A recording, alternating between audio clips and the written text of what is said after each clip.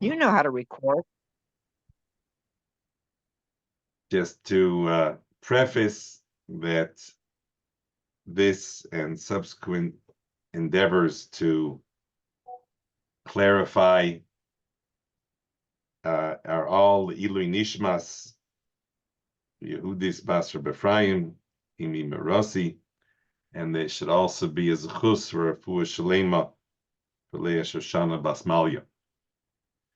The story you may have already taken a look at. I'll just summarize it in a couple of words, where Savta was a 12-year-old who had survived the action that eliminated virtually all of the residents of the Radom ghetto. And those few that remained were given slave jobs in what were called the shopping, which are essentially sweatshops. And Savta had a job, Omi had a job, I believe that Marlet had a job there as well. And there was a fire, a short circuit from a overload in an outlets in this obviously electrically wired primitive building. The head concluded that it must be a sabotage, and 4 people were accused, 2 men and 2 women, and Savta was one of those, and they were to be tried for the sabotage of trying to burn this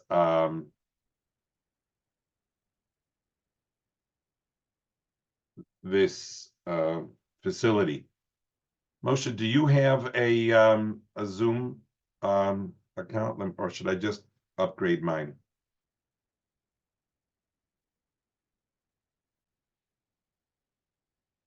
So they held a trial to determine supposedly what had happened.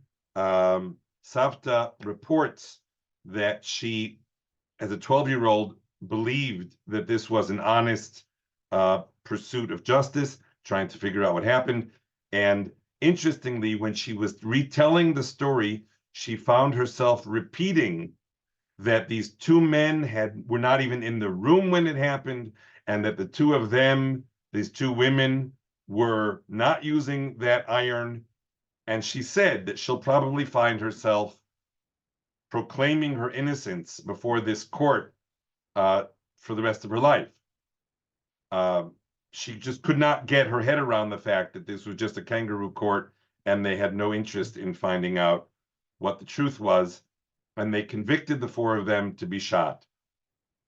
And on the day when they were supposed to be shot, the boss sent his runner. The runner was like the internal intercom in the shopping, and the runner was Achim, was Mam Savta's little brother. And he handed this runner, her little brother, a piece of paper to go and fetch these 4 people to be shot.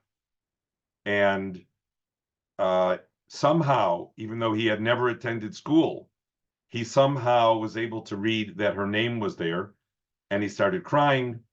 The boss said, "Why are you crying?" And he said, "This is my sister." And he said, "How old is your sister?" And he said, "My sister's 12." And he said, "Somebody's trying to make a fool of me. I hear I caught this sabotage ring, and I'm going to make this big report to Berlin and be promoted because of it. And it's going to turn out that it was a 12-year-old." And he canceled the 2 women. They did call down these 2 men, and the 2 men were shot. They were saved. That's the story. You can read it in closer to Savta's words if you wish, but that in a word is the story.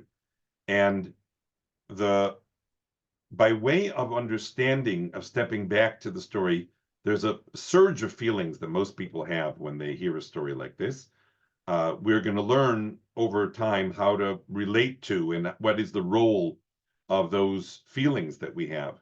But I want to take a little bit of a step back to on the macro level. On the macro level, the idea of a story, we all know, is extremely important. Stories are so important that they form the center of the mitzvah of the night of the Seder.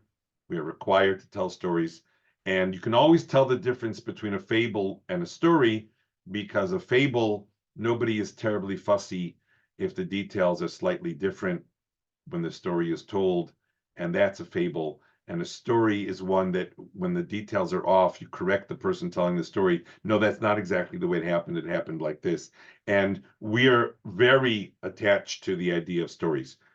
But just to take a step towards what is the point of a story in our history. And for here, I just want to make the Reader's Digest condensed version of Jewish history. Here it is. This is all of Jewish history condensed. The Jewish people, having been formed, have to go through certain tribulations. They will then do tshuva, and they will be redeemed. How do you like that? That's the Reader's Digest short version of all of Jewish history.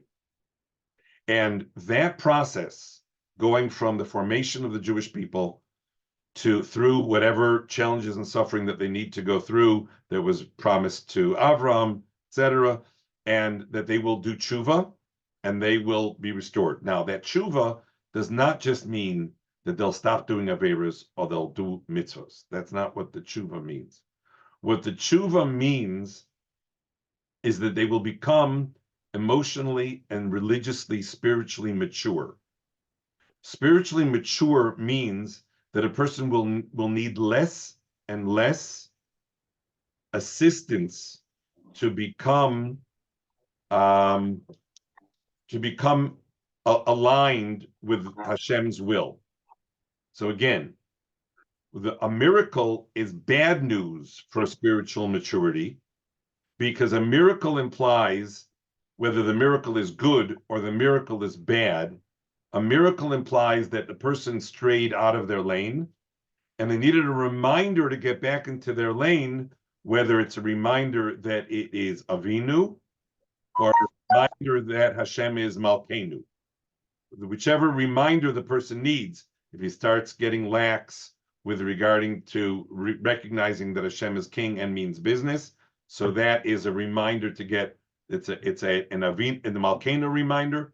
And if the person forgets that Hashem is their closest ally, so then they are going to get a reminder that Hashem is an ally and assisting them through this process. In the end of the day, the maturity comes as the person needs less and less of those reminders, because they're able to draw more and more of those reminders from the natural world and the natural order. So the idea of religious maturity is to be able to look at grass and say, wow, grass remains grass. Even though it might be better to be just mute yourselves. Just even though it might be better to be a pineapple, just check yourself to make sure. What time does it start? Just check yourself to make sure that you're muted. I don't know how, maybe one of the other administrators knows how to, Unless you're going to help set up. how to mute from a distance. But you can actually mute everybody. I don't. Rena, Only those one presentations. Everybody, please mute yourselves. Yeah, Is there's no a one way, going there's a or way no? to do this on oh my my end, God. but I'm not so sure how to do it. I'm not. There are 11 Here, presentations. there we go. Did it. Noam's done 11 presentations for her program. Okay.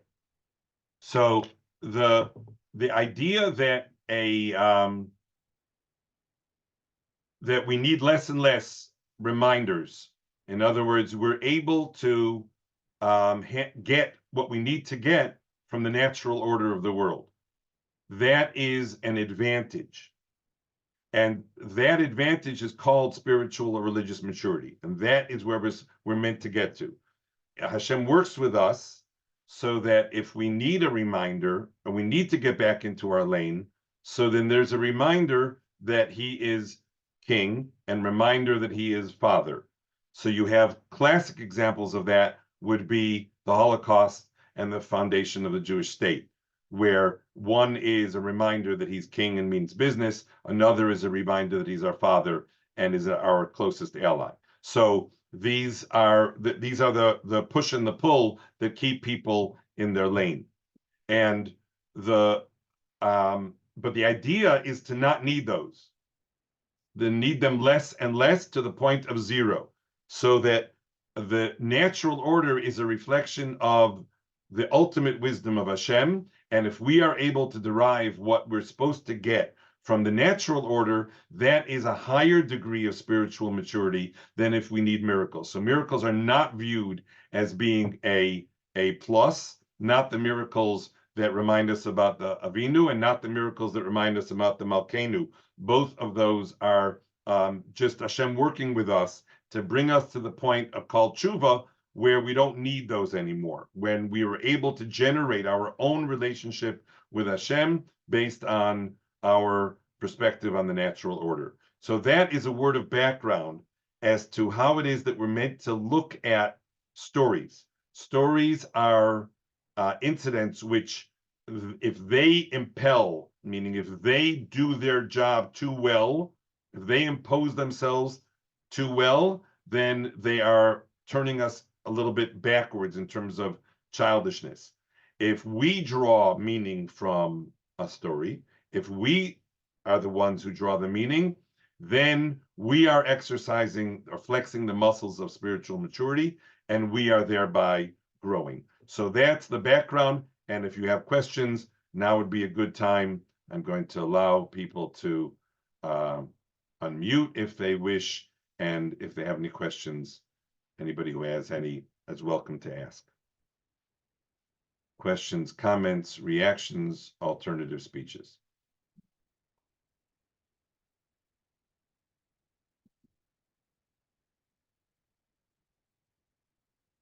Okay. In that case, I will assume that we have our first installment of a story. The story has, it evokes a lot of feelings. I find it very much, for me, the fact that we are so wired to want justice. And Savta keeps on repeating how much she thought that this was going to be just. I find that to be a very powerful calling card that Hashem has left in our system. You'll find people all over the world, they're marching and they're protesting and they're insisting that they want justice. And you say, tell me, where in the world have you seen justice? What in the world gives you any indication that there is such a thing as justice? This is an example of mi b'sari echazeh Elokim, where I can see Hashem in myself. My own pull towards wanting justice is the indication that ultimately everything will be perfectly just, absolutely and perfectly just. The existence of my pull towards justice is not meant to try to turn this world into justice, because big ones eat the little ones. That's what happens in this world. But nobody gets away with anything is a deeply satisfying feeling, and it's implanted within me. It's not something that I need to see suddenly. It's something that I can rely on within the natural order. I see it within myself, a tremendous desire and a drive. When an injustice is done, there's a part of me that feels hurt, offended, but that's the world. The big ones eat the little ones. Why does that offend you? And the related pull is something that we'll discuss another time, which is the pull towards eternity. And if you have ever been to the Redwood Forest and you see that somebody put their initials, RC loves LY with an arrow and and through a heart, and you say, why is it important for you to leave that mark inside a redwood forest? And the answer is because I want to somehow continue beyond my temporal existence. And I know that this tree is going to last so much longer than I will. And the inability to think about eternity leaves the person at least putting their hand into cement or putting their initials onto a redwood tree.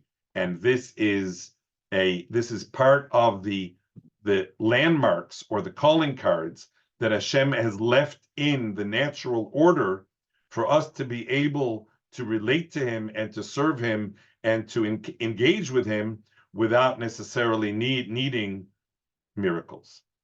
And not miracles that enforce or bring out the Avinu, not to bring out the Malkeinu, but that we are able to find that within ourselves and to affirm those truths just by observing the world and observing ourselves and our own internal mechanism. Questions, comments, reactions? Otherwise, I'm going to wish you a meaningful Yom HaShoah, and please God, we should be able to join. I'm looking forward to being able to share more stories and more insight as to how those stories can be understood as the weeks go on, same time and same channel. All the best. I had a question. Please. Are we gonna be talking about some of the other aspects of this story? Yes, I would like to. I would like to hold on to this story for a couple of meetings. Yes. Okay, because there was one aspect that I was really Please, curious please about. ask the question. I would love to hear it. Okay, so again, we don't have to talk about it now, but I was just thinking how at the end of the story, Savta is saved and the two Yes. men are shot. Yes. So here we are, her grandchildren telling over the story, rejoicing.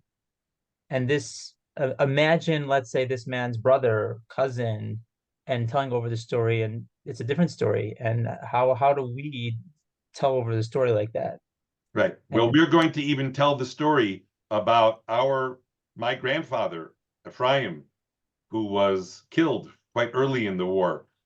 We need to remember that we're not looking for these stories to be affirmations that the world is good or that the world is bad. We're looking to extract from the story Avinu and Malkeinu.